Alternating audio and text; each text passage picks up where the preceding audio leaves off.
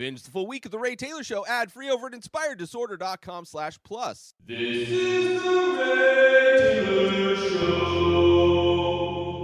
Severance, Season 1, Episode 9, The We Are, is the final episode of Season 1, and what a ride it has been. If this is your first time tuning in to the show, I break down every episode, go in depth on every episode of Severance, talking about all the mysteries, the ups and downs, the questions, the answers, and everything in between. And I will be spoiling the finale of Severance. So if you don't want that to happen, I would not recommend consuming this episode. Maybe go back to episode 1. I would highly recommend checking the show out. It is, of course, an Apple TV exclusive, and it is an amazing show that will be having a second season, which is good. There are cliffhangers, spoilers for this episode, but if you live in the world and you've heard of this show, then you know how it's ended in such a way that made people very angry and hangry and hungry for another season. So I'm very excited to recap those when they do come out. But with all of that said, let's get it started. As we left our characters in the last episode, they are attempting to wake their innies up on the outside using the overtime, the OTC, which is overtime something that starts with C. I forget. But Dylan stayed behind to get the waffle party in order to stay at Lumon, to flip the switch, as it were, in the security room. So that is where Dylan is, arms stretched out, had just flipped the switches at the very end of the episode. Meanwhile, Irving is at home in his apartment, painting, as always, the hallway to the testing floor. You have Helly at some kind of event we don't know yet, holding a drink. And then we have Mark hugging Selvig / Cobel as he is about to have his innie wake up on the outside. The switch is flipped by Dylan. This episode starts. We see all three of our characters waking up at the same time. Of course, Mark in the arms of Selvig. He's asking the question, what? And let's start off with a quick clip here. What? I said, are you all right? Yeah, I'm fine. Maybe you should talk to your sister. It's an important decision. My sister? Yes. Mark? Yeah. Are you sure you're okay? Yes, I'm sorry. I just I got a little woozy. Gonna stop by the bathroom. I think it's the other way.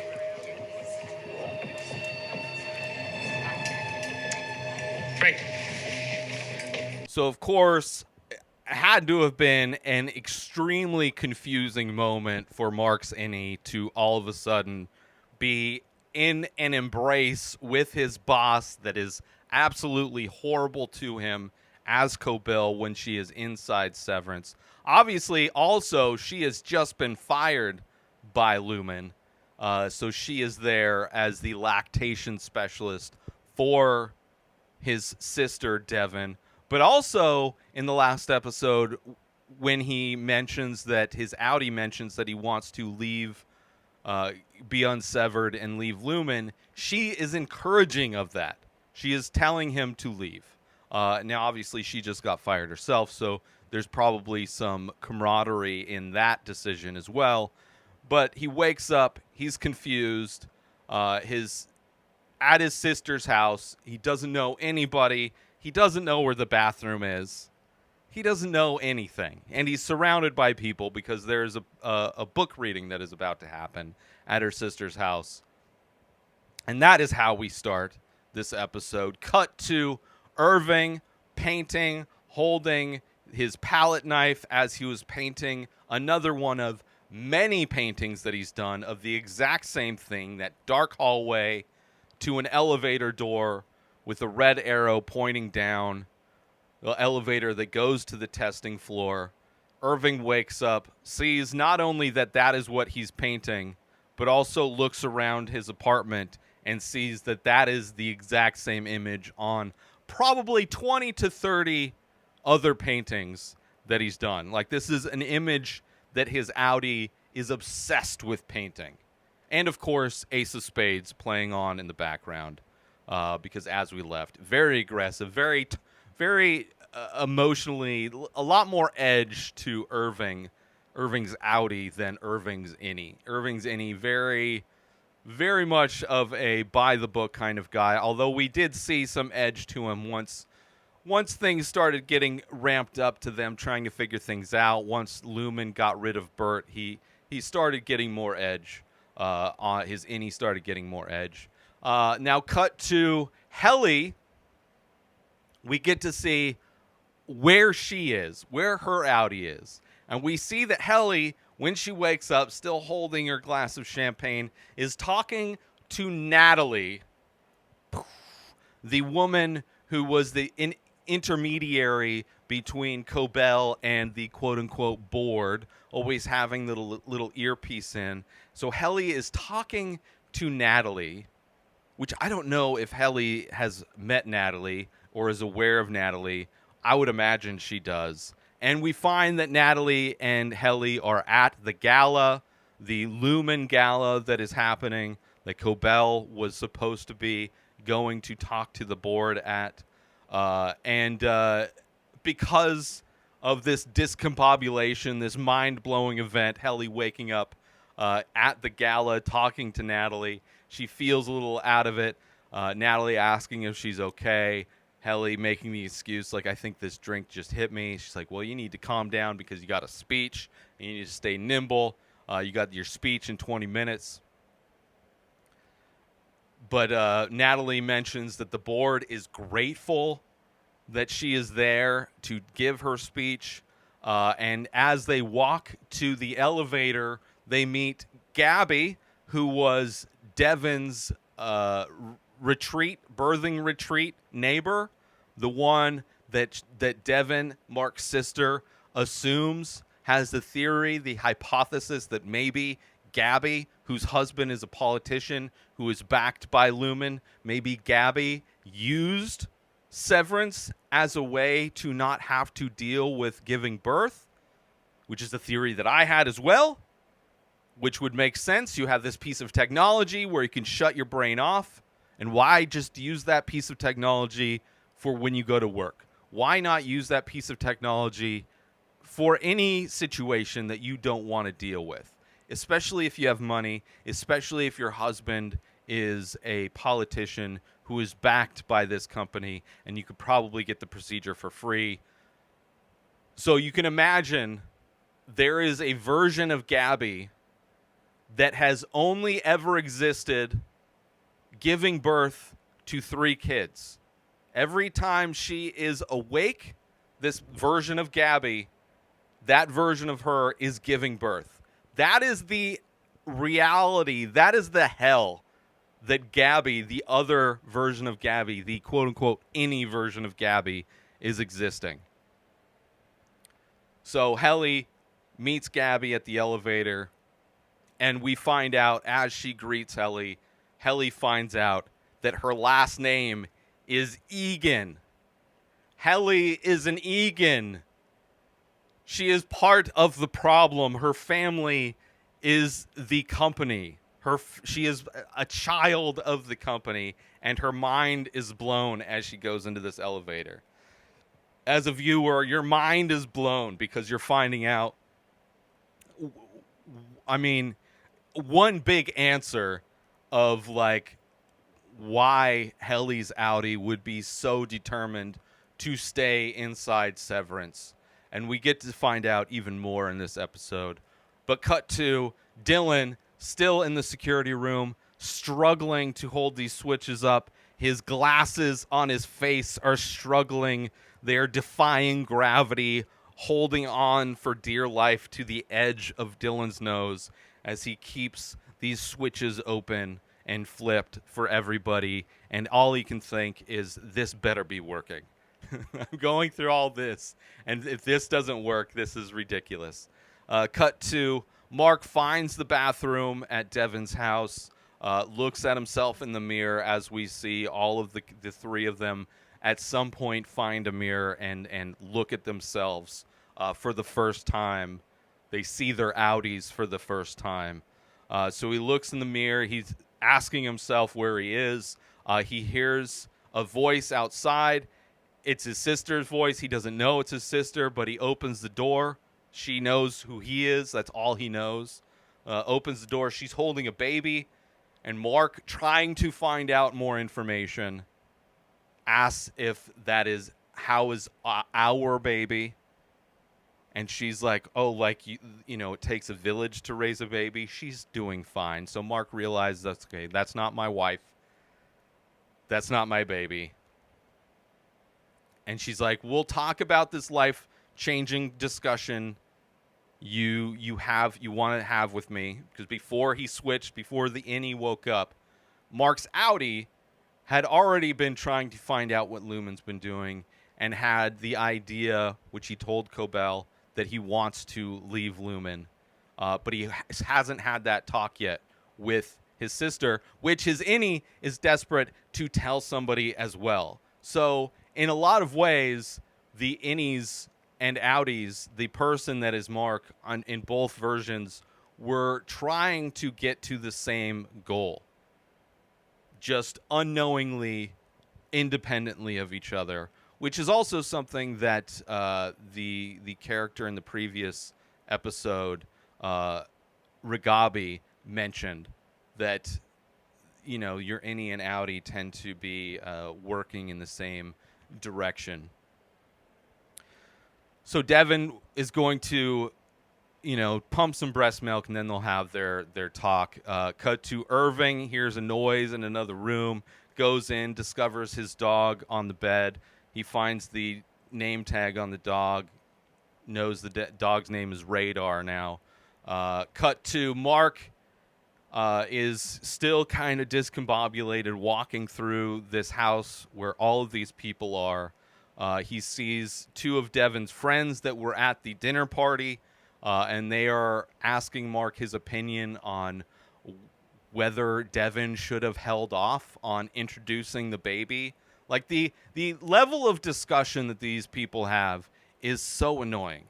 It is, like, so pretentious and so, like, it was evident during their no dinner party, and the question itself is kind of like, they feel put off that the kid is there, and like, maybe should they have even brought the kid to this thing? Which I don't have a kid, but as somebody that, you know, I have friends that have kids, and it is a weird thing how some people will not be welcoming to their friends when they have kids. Like, their kids, they will be invited, the parents will be invited to things, but the kids won't be invited.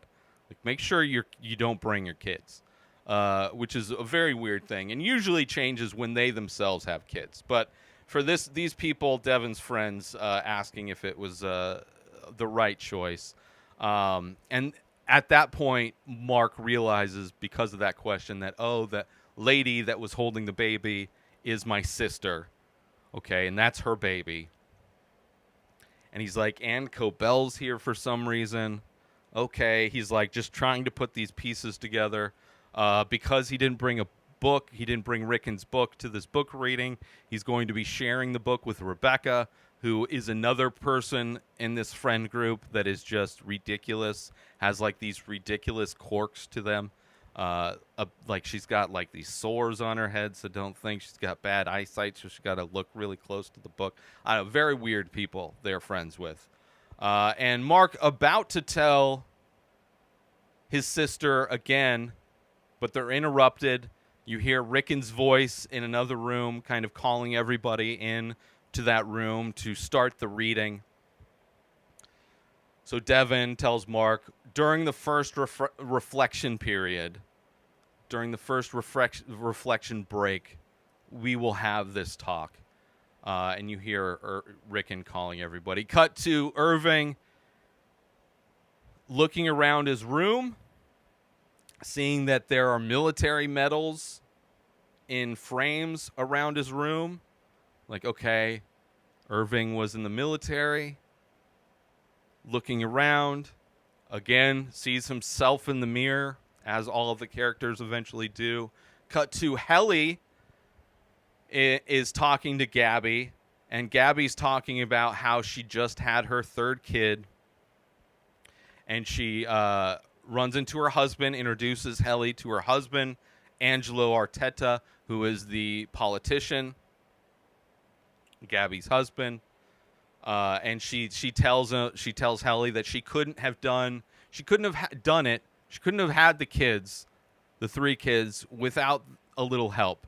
Kind of like a wink and a nod, like not explicitly saying that she used the severance procedure to not experience childbirth, but she says in the reading between the lines, clearly she's confirming that yes, they are the severance procedure is being used to do other things rather than disconnect from yourself while you're at work, which means that Gabby has had the procedure and currently has a chip in her head, which also means that chip, her outie, her innie, who has only experienced childbirth in the whatever amount of hours that she's existed, could potentially be woken up because of this OTC procedure, right?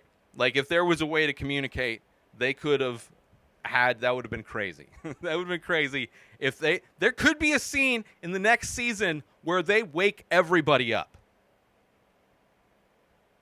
Where they're like, okay, we're going to OTC this thing, but we're going to do it for everybody. We're going to do the whole catalog of people.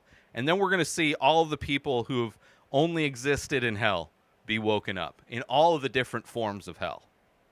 Anyway, that's just a theory potentially for season 2.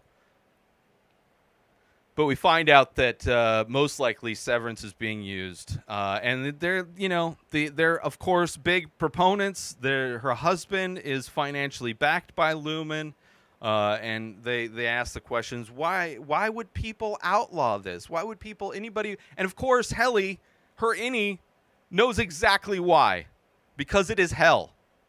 Helly knows, if she had the moment to step back and think about the reality of what Gabby's other version of herself, what Gabby's innie has only experienced childbirth in her existence, she would know that, like, you're creating a hell on earth for your other version of yourself, and that is why it would be horrible.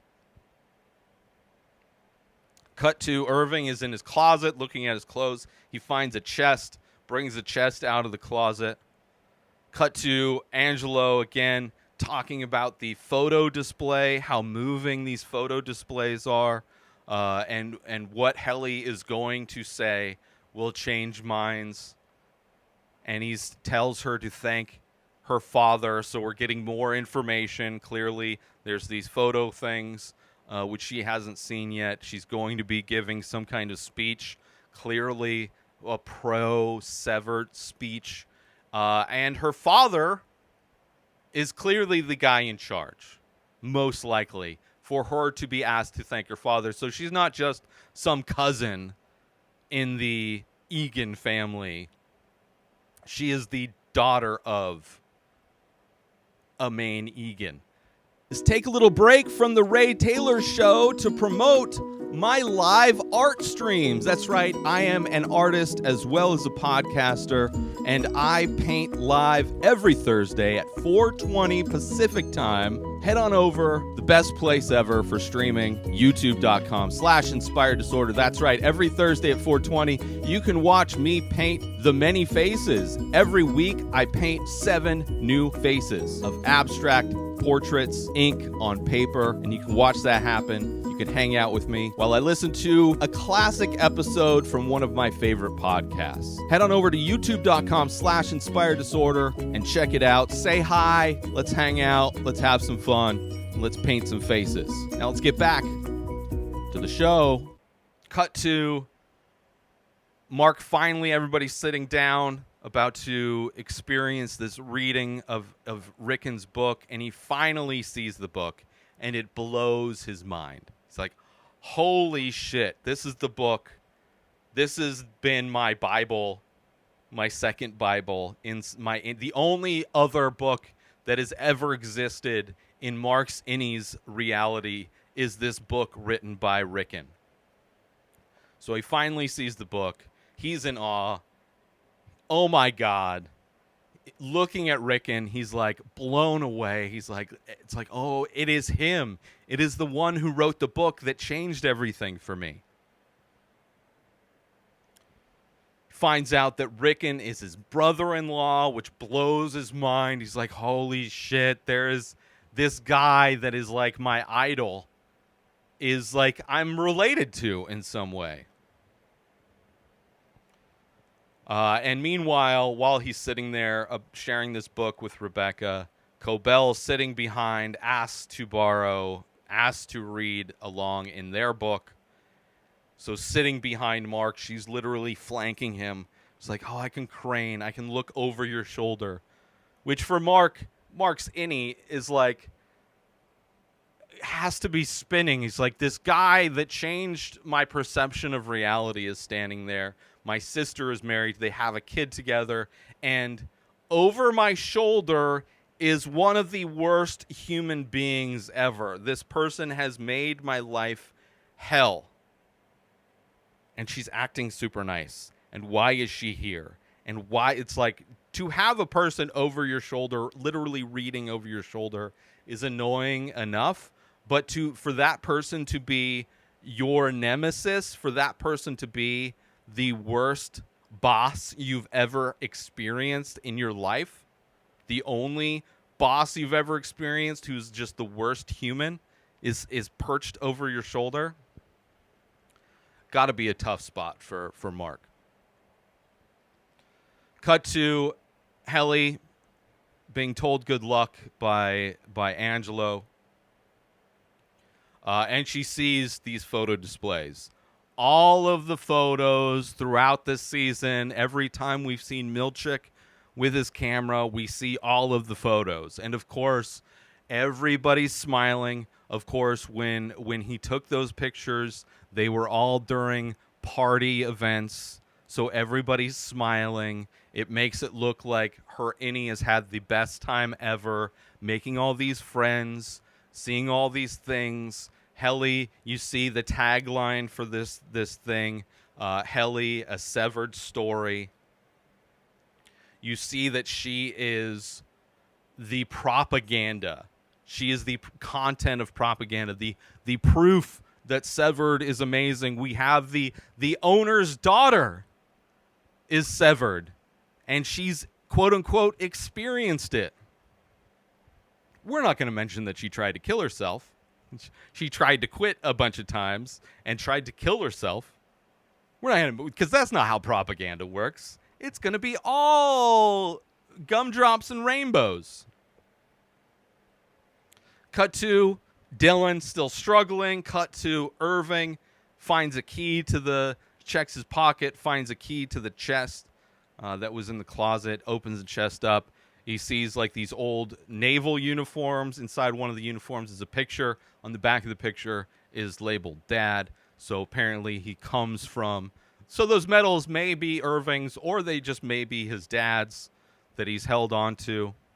He also finds underneath, later on, he finds stuff. So he opens the thing, naval uniform, cut to Mark sitting, listening to Rickon with just a smirk on his face. Like, the only time, aside from the flirting that he did with Helly on the inside, this is the only time Mark's innie has ever, like, probably experienced utter joy. Unless he's had a waffle party. But he is just sitting there, like, just with the biggest smirk on his face, enjoying. Like, he doesn't need to look at this book. He is just focused, dead-eyed on this guy who wrote the book that he has memorized. He's read it so many times. He memorized the book. He doesn't need to look at it. He knows what's up. And they take a reflection break. And Mark decides to go out and talk to Rickon. So let's play that clip. Mr. Hale, Rickon. I don't know why my voice shakes like that. I sound like a sad old hamburger waiter prattling on about sauces. Hamburger waiter, what the fuck is that? Jesus, why do I ever open my buffoon mouth? It's going great. I mean, the book is brilliant. Okay, Mark, thank you. You don't have to say that. I'm well aware of how I come across to you. No, I mean it. Your book, it opened up the world for me. Mark, are you okay? Yes. This book changed my whole life. You actually read it? Rickon, are we friends? I know I sometimes make you feel less than for having had the procedure. And I regret that. You had to deal with Gemma's passing in the way that was best for you. You know, I was scrolling through old pictures this morning and I found one of the four of us on the crest hike. You remember the funny bees? Do you have that on you, the picture? Sure, I should. Rickon, the neti pot is warm. Oh, thank you both. Mark, I need to flush my sinuses. But thank you. You have no idea how much this has meant to me. So Mark, again, not able to divulge his information to anybody, but he does get more information. He finds out that a little bit, gets a hint of like, oh, his wife died, and doesn't get a chance to see what his wife looked like. Doesn't really get much, but gets that little bit, like he finds out a little bit of why he got severed in the first place. Just a little bit, a little morsel of that. Then he walks inside, runs into Cobel. Cobel is asking how he is. She felt him tense up while they were hugging, so she literally felt his innie wake up and tense up, and he's still tense. And she wants to hear more of his life-changing stuff. And he's like, you know, he doesn't want to talk to her. Doesn't want to talk to Cobel. He's trying to get a hold. He's still trying to talk to his sister. Trying to talk to somebody who's able to listen to him. And so he can dump all of this information that he has. And he doesn't know how much time he has to do it. So he is very tense and not wanting to talk to his worst enemy in Cobel, which he doesn't know that she was supportive of his idea in the first place. And as he leaves, he calls her Miss Cobel. And at that moment, you see Cobel's eyes, and you see, holy shit, that's Mark's innie. And which makes sense why she would have a different name on the outside than on the inside. For that very reason. To be this different person. And she's, oh no. It's just an amazing, it's like a crazy moment when he says, we'll talk later, Miss Cobel. Goodbye, Miss Cobel. It's like, holy shit, you just fucked up, dude. You just messed up. So cut to Helly.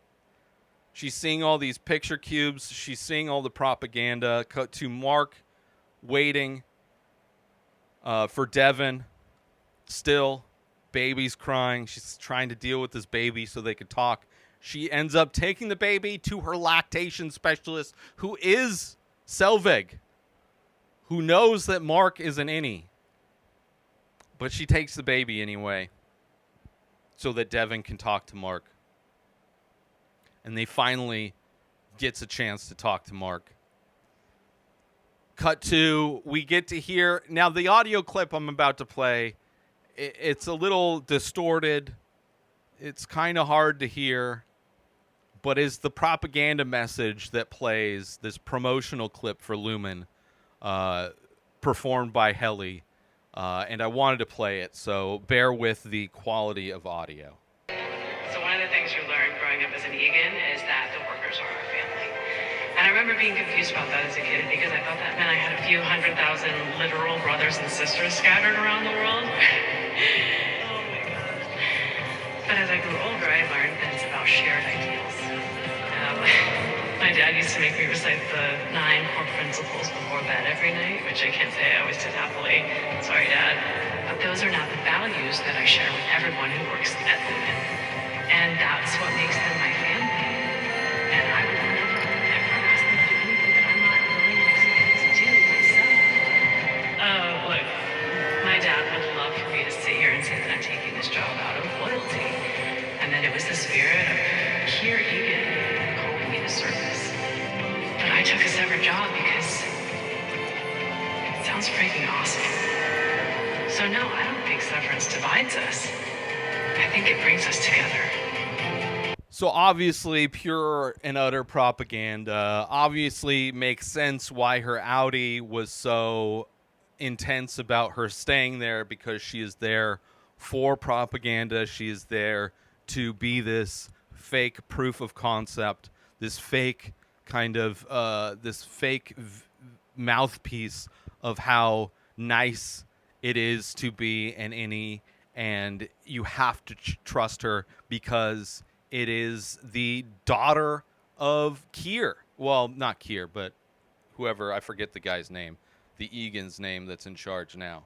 Cut to Cobel flooring it in her car, just like tearing down the roads. She left the party on her way, trying to get a hold of Milchick, because she knows these outies have done, these innies have done something, and Milchick isn't answering. Cut to Irving looking through the chest, takes off the top layer of the chest, and underneath are a bunch of news clippings. There is a list of employees that are that have been severed. There are notes that are written by the employees, people that he's tried to get in contact with. So Irving's outie has also been trying to get a hold of other people that are part of Lumon, just as his innie has been trying to get, like, his outie has been trying to figure out about Lumon as well, and has all of these things. He finds Burt's name on the list. There's a map there. Some of the names are actually plotted on the map. So we know what Irving's going to do. Irving is plotting a route to go to Burt, as he does in every mission they've had.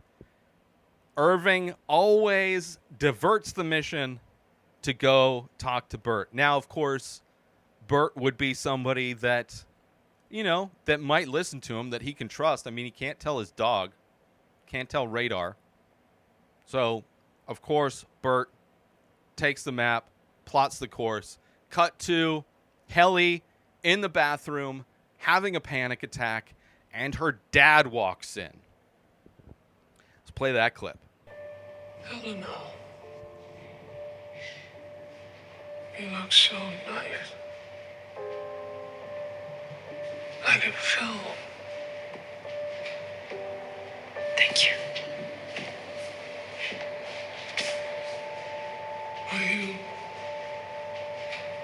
Are you still in pain? No. Not anymore.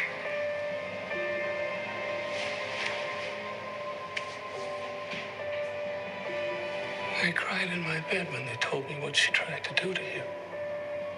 What that innie tried to do. Thank you for going through with it.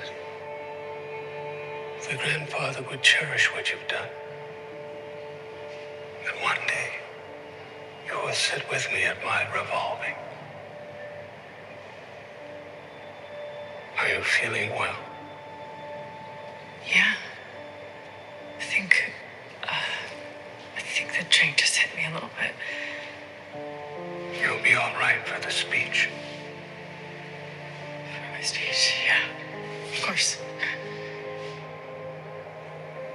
Do you remember when I brought home the first chip to show you?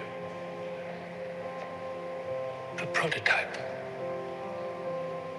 It had the blue and green lights back then. Yeah. I remember you said to me, "It's so pretty, Daddy. Everybody in the whole world should get one. They will. Because of you. They'll all be Kier's children. Mr. Eagan, Helena, it's time to head to stage.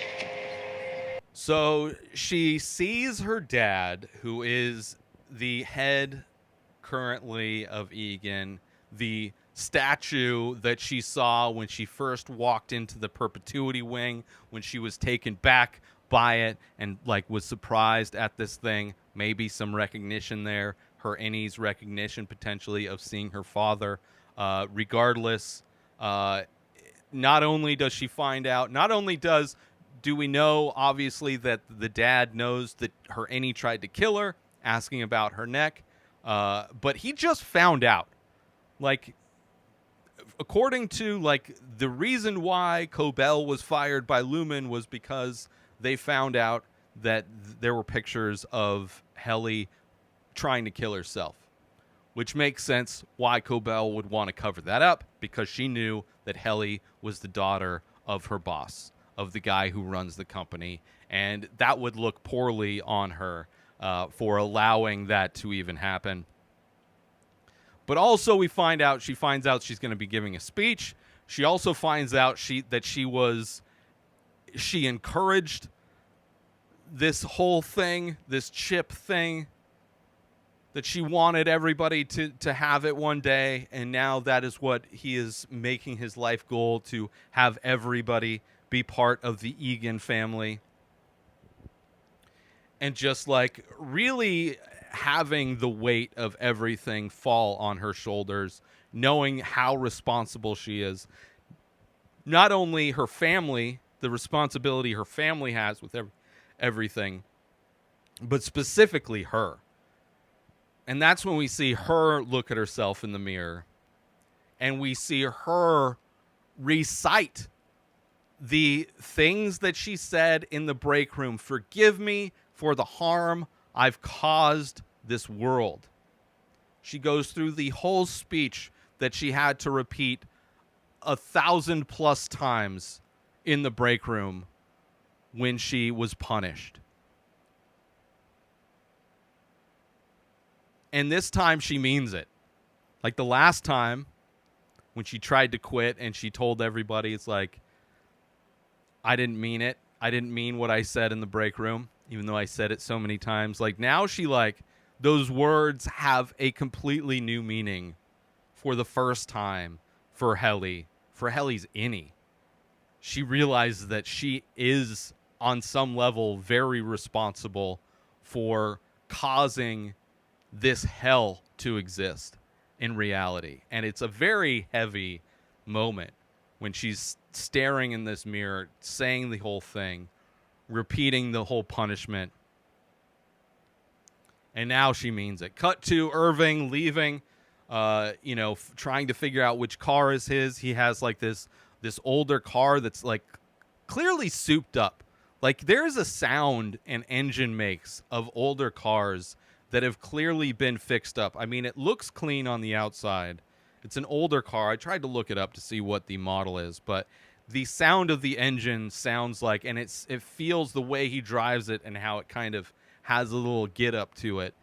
Feels like it's a souped up type of a car. So he gets in the car and he's heading out to go, obviously, find Burt, to tell Burt what is up, and just to see Burt, see the love of his life. Cut to Mark tells Devon. We don't get to see the scene of him telling. It's just cut to, he has told her. It's insane.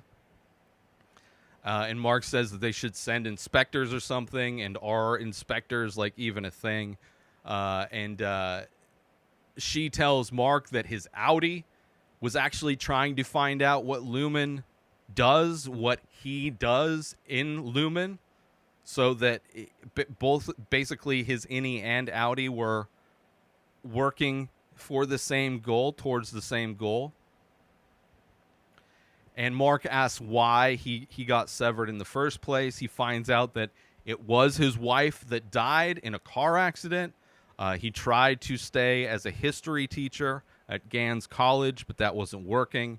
And he did it to spare himself from the pain of losing his wife. And she tells Mark that she was a wonderful woman and that she made Mark wonderful as well. And just like a very painful thing. But Mark finally gets the answer to why his outie would do such a thing. Not that they're really aware of what the reality of being an innie is. But he gets those answers regardless. Let's take a little break from the show to promote The Many Faces. That's right, I am also an artist. I do ink paintings on paper of abstract faces. A new face, a new painting gets released every single day over at inspireddisorder.com. So head on over to my website to purchase original artwork directly from the artist. Also, there are prints available for select images. Head on over to inspireddisorder.com, buy original art, buy prints if that's your jam, if you want 8x10 prints on high quality paper. Also, if you're looking to wear some art, there are shirts available with original artwork by myself. Select faces from The Many Faces are also available in t-shirt form. You go to inspireddisorder.com, you buy original artwork, you buy prints, you buy shirts. You're supporting an artist directly. And if you're the type of person that likes to invest in NFTs, there are also NFTs available for select faces. Go to inspireddisorder.com now. And now let's get back to the show. Cut to Cobel trying to call Milchick again. He finally answers. And Cobel's like, they did the OTC. The innies are out. They activated the OTCs. It's Mark's innie. Helly's at the gala now. Cobel is driving to the gala to stop. She's trying to get back in the good graces of Eagan. So whatever support she had for Mark completely went away when she found out that the innies had planned this whole thing. That Dylan is probably in the security room now, and he's the one that did it. They planned this whole thing out. That is why Dylan got the waffle party. So you see Milchick just tearing down these hallways, just running down the hallways at Lumon, trying to get the security room, finally gets there, and of course, Dylan tied the door shut with a rope. And as Milchick's trying to get in, the great and powerful Dylan says, "Fuck you, Milchick!" I love it. I love Dylan so much, and I love him telling off Milchick. Cut to Devon. Rickon knows that's telling Mark that like Rickon knows a lot of high-end journalists in New York that could potentially help. And Mark's like, should we get the cops? And she's like, well, Lumon has their hand in pretty much everything in this town. So I would imagine the cops are just as corrupt as everybody else would be. So journalists would be their only hope. And then Mark's like, oh yeah, I forgot to ask, why is Cobel here? And then they put it together that Selvig is Cobel. And Devon flips out because she realized she just gave her baby to the worst human in Mark's life, the devil herself, and she flips out. And she runs out of the room to go find her baby. And she's like, Jesus fucking Christ. She is like freaking out. They're both freaking out. What happened to the baby? Cut to Helly about to go on stage. Cut to Irving is on his... Helly's going to the stage. Cut to Irving is going to Burt's. Cut to Milchick starting to cut the rope. Ticking clock. This thing's about to come to an end real quick. So there's not a whole lot of time for Helly to get her message out.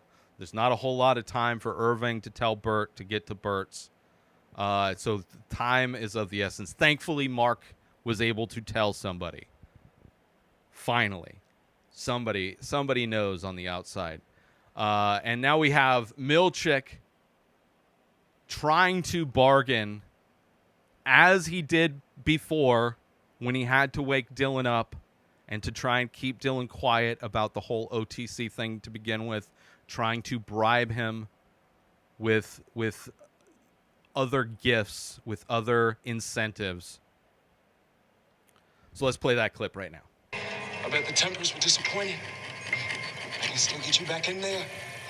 I can get you any perk you want, Dylan. Hey, there's stuff you don't even know about. There's paintball. There's coffee cozies. Dylan, come on. Just say the word and I'll get you a coffee cozy literally right now, Dylan. Come on, man. I want to remember my fucking kid being born! You have 2 others. I can tell you about them. Just open the door and I'll tell you their names. Come on, Dylan. Dylan? So, of course, Milchick trying to bargain, trying to do everything he can with his words to convince Dylan. Dylan not changing his course of action, still holding those switches flipped. But it's not working. But Milchick still eventually is going to get through because he's cutting through that rope. However slow it is happening. He's cutting through that rope. Cut to Selvig arrives at the gala. She hops out of her car. It starts just rolling away. The valets are chasing after this car as Selvig just runs in. She does not care whatsoever. Cut to Helly. Is being told by Natalie to use the line about her innie being like her sister.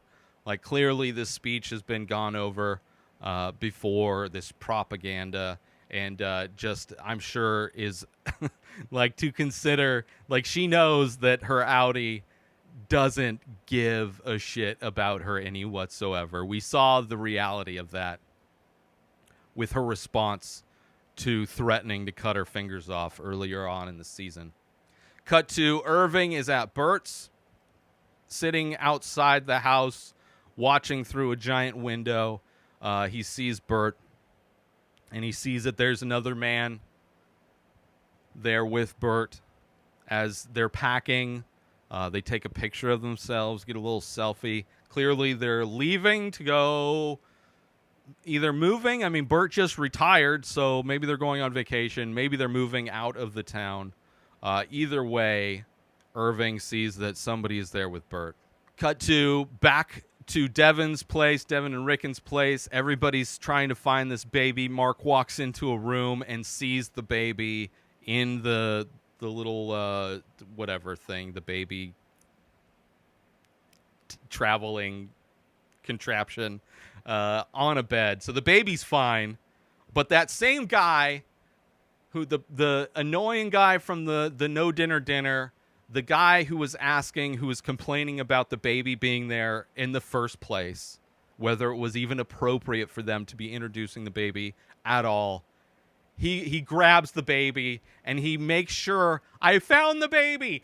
I'm the one who found the baby. Like, this guy, like, even being just such a small character, the writers are able to really illustrate what kind of a piece of shit, like, you want to talk about a kiss ass, like the worst kind of people, the kind of people that just, they need to be, like, he's probably also a guy who plays the victim in all situations. Like, he's either the victim or the hero. And this is one of the times where he's taking the credit of being the hero. I found the baby. Whatever, the baby's fine. Cut to Cobel grabs Helly backstage, looking at her. Is it you? And Helly tries to play it off, and then it's not working, and she tells Cobel, I'm going to kill your company. And Cobel's like, you're going to kill your company? This is your family's company. Which maybe that part hasn't really sunk in yet to Helly. Or it just doesn't really apply because she is the innie. She knows that her outie doesn't care about her existence at all, that she is literally there. She's literally in that hell to forward the momentum of this company and this technology. And Cobel tries to scare her away. They're going to torture your friends. They're going to keep your friends alive, and they are going to torture them. They're going to suffer. They're going to be in pain, trying to divert Helly's course, but it doesn't work. She goes on stage, and she tells the entire crowd of people at the gala that she's an innie. Everybody starts laughing. She thinks she's joking, and she's like, no, they're torturing us down there, and she's trying to convince everybody, and of course, everybody's just laughing. Cut to Mark sees a picture in that room where the baby was. He sees a picture amongst other pictures and picks it up, and he sees who his wife is. He sees that his wife is Miss Casey, and he runs out of the room to find Devon holding her baby. Everybody's surrounding him. He's holding this photo, yelling, "She's alive." Cut to Irving banging on the door, yelling Burt for Burt to open the door. Cut to Milchick finally cuts through the rope and tackles Dylan. Switches get unflipped, and that is how this season ends. Thankfully, Mark, out of the three of the innies, was not only able to tell his sister all of the information. Thankfully, his sister has access through Rickon to high-end, quote-unquote, journalists in New York. So to get this story out. Also, the baby's fine. Also, he was able, before he got put back, before he got shut down, he's holding the photo of him and his wife, yelling that she's alive. So assuming next season, Devon will also know that his wife is still alive and that she is being held captive by Lumon. It's you can assume that they could draw that conclusion from him screaming, "She's alive." Obviously, they could also just take it as the baby is alive. But it would fit better how well written this show is. It really, and he's holding the photo. It would make sense that they would draw the conclusion that his wife is alive. You have to do some assuming there. Obviously, Helly, she's going to wake up, and she's probably going to try and play off to all of the people at the gala. She's going to try. They may not even show this in the next season. It could be cut to everybody being punished, and we just hear them talking about the conclusions to everything. But I would imagine Helly's outie is going to just riff on that thing and deliver her speech, and the majority of people there are going to, I mean, the people involved, like Natalie, obviously Cobel, probably the dad, they're going to know that the innies were able to do this thing, but all the investors and all the other people at the gala probably are just going to be like, "Oh, she's so funny. She's so funny." And then as far as Irving, chances are he's going to wake up outside of Burt's house, who he doesn't know who Burt is. His outie doesn't know. And Burt's outie doesn't know who Irving is. So it's just going to be some kind of awkward situation. Maybe Irving's outie is going to put it together that, like, okay, I woke up, I was painting, and now I'm outside of this guy who I have the name of, and I have him marked on a map, so he may have done some kind of surveillance on him before. So his outie may be able to put together. So there could be something there. But that's how it ends. And we know that Severance is being used for other things other than work-related stuff. We know that Helly is there for propaganda purposes, which who knows if she even shows back up on the inside. right? Like her innie could just never be woken up again. It's probably too risky. I don't know why she would need to punish that version of herself. They don't need the propaganda anymore. They have all the materials. Unless her little outburst did cause some doubt, did make people question something on a certain level, or at least start to think about it from a different perspective. And she would need to go back in to produce more propaganda. But it doesn't seem like she would need to be put back inside just to be punished. Everybody else, but that's the thing. It's like Mark probably wouldn't go back to Lumon. There's no reason for Mark. Dylan is screwed. Dylan's innie is there, so he may never go back to being an outie. Who knows what'll happen to his kids? But Irving and Mark may never go back to Lumon, especially now that Devon can tell Mark's outie. Irving is a little questionable, but it'll be very interesting to see how it all happens. I mean, they can't like force them to go back for any reason, so I don't know why they would. Like, knowing that they obviously got busted, like on some level, it's going to be very interesting. I'm very excited to see what happens in the next season. A lot more questions in some ways.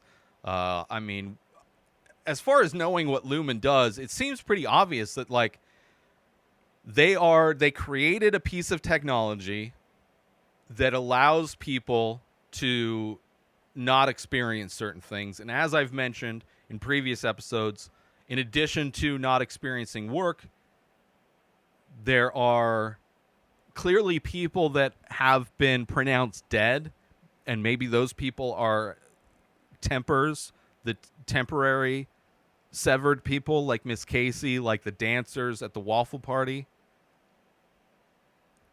where they are just always in the testing floor. It feels like we're going to get to know more about maybe there is going to be some kind of investigation. Maybe since Dylan is stuck inside, maybe Helly volunteers. Well, she's not going to volunteer. It's going to be interesting to see what happens at the end next season. A lot of directions they can go with it. Obviously, the Burt and Irving thing is going to be interesting to see how that plays out. But more importantly, it's like Mark's success in telling Devon is a major deal. And him being able to get to her and yell that she's alive while holding a picture of him and his wife, hopefully is indicative of her putting the pieces together and realizing that his wife is still alive, and she will then be able to tell Mark's outie all of the information. So anyway, or there could be just a big propaganda push. I mean, we're going to see how Lumon tries to cover this up. Either way, amazing first season. The cinematography is amazing. The writing is amazing. The characters are amazing. Dylan, by far my favorite. Just such a great show. Super excited. When season 2 comes out, I will be breaking down every episode. As I did this episode, it was a fun experiment trying to break down such a complex show. I had so much fun doing it. I hope everybody enjoyed this season, and I hope you were able to get out as much as I got out. Watching and dissecting every episode really allowed me to understand the show on a whole nother level and to really appreciate the show. And of course, the big question of what those baby goats were is still a mystery. We're probably going to see more of what the testing floor is all about. That dark hallway, where that goes, what's down there, who's down there. We're going to see how Mark tries to get his wife out, see what kind of condition she's in.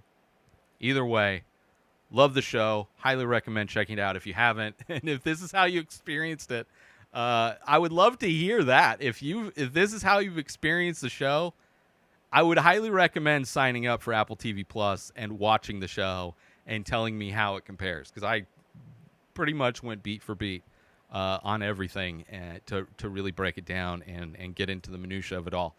So anyway, that's it for season 1 of Severance. New episodes of The Ray Taylor Show come out every single day. Subscribe on YouTube and everywhere our podcasts are found.